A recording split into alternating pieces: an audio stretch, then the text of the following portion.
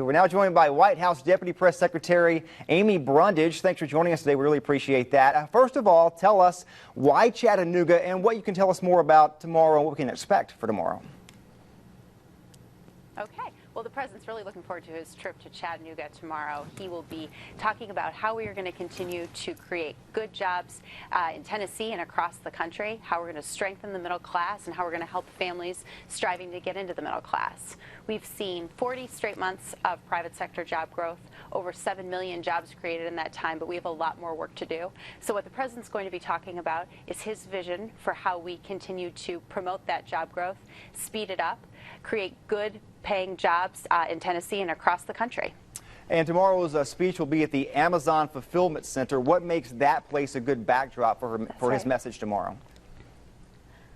Yeah, well, I think Amazon is a good example of the kind of company that is investing in jobs in the United States. I see that they've just announced this week that they're going to be hiring 5,000 new workers across the country at facilities in a number of states. So I think that that's an example of the kind of investment in American jobs that we think is very important. And there are examples of companies across the country that are doing that. But we have a lot more work to do. And I think what the president wants to talk about is how we are setting the parameters for the private sector to be able to continue to grow and create good jobs. And we heard the president speak last week in Florida, Illinois, Missouri. How will tomorrow's speech be different than those speeches?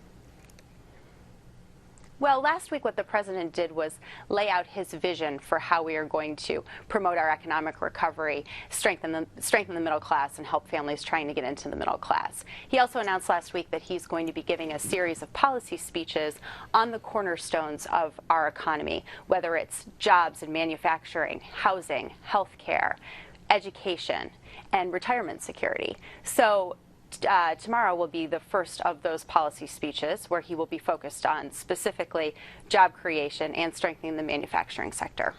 You're speaking about manufacturing. You know, Tennessee has done very well with those manufacturing jobs. The Volkswagen plant here in Chattanooga, the Nissan plant in Spring Hill, a lot of suppliers coming into the area as well. What do you think Tennessee is doing well, this region is doing well when it comes to those manufacturing jobs?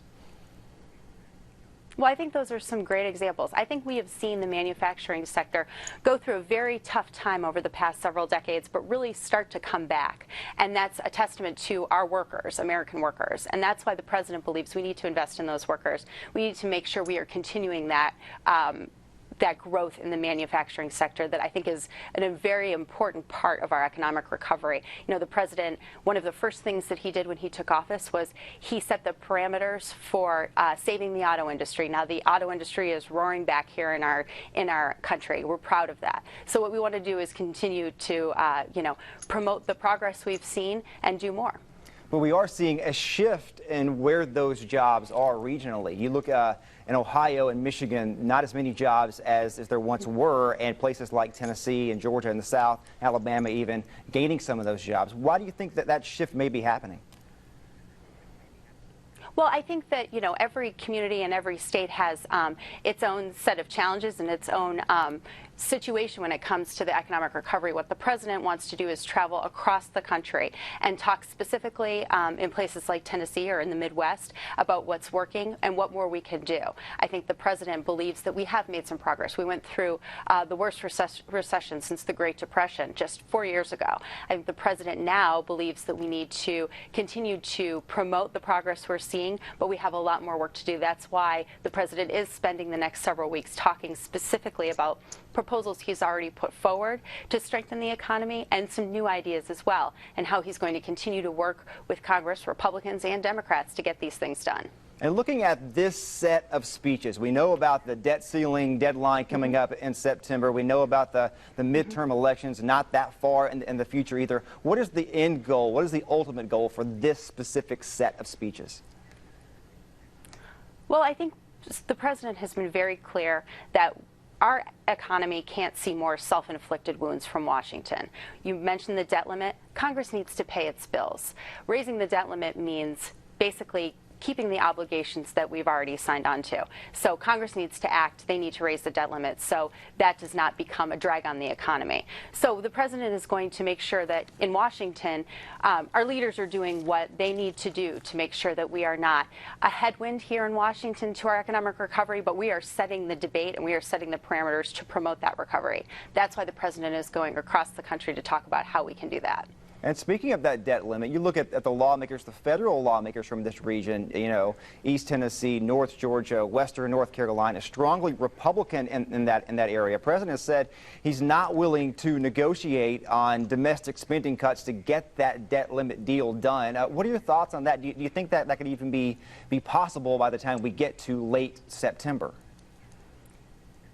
Well, the president has been very clear that we are not going to negotiate over the full faith and credit of the United States government. Congress needs to pay its bills they've already racked up. So that's something the president's been very clear about. Broadly, what we need to do is focus on what are we doing to continue the progress we're seeing. We don't want to do anything to hurt our economic recovery. We want to continue to keep it going, and we want to speed it up. And so I think that's why the president is focused on what are we doing to strengthen the middle class? What are we doing to help those families trying to get into the middle class? How are we making it so, for example, more responsible homeowners can refinance their mortgages? How can we, ensure that every kid is getting a quality, affordable education in this country? So those are the sorts of things that we should be focused on, and that's what the president is going to continue to discuss with Republicans and Democrats across both sides of the aisle. Okay, White House Deputy Press Secretary for the Economy, Amy Brundage. Thanks for your time. We appreciate it.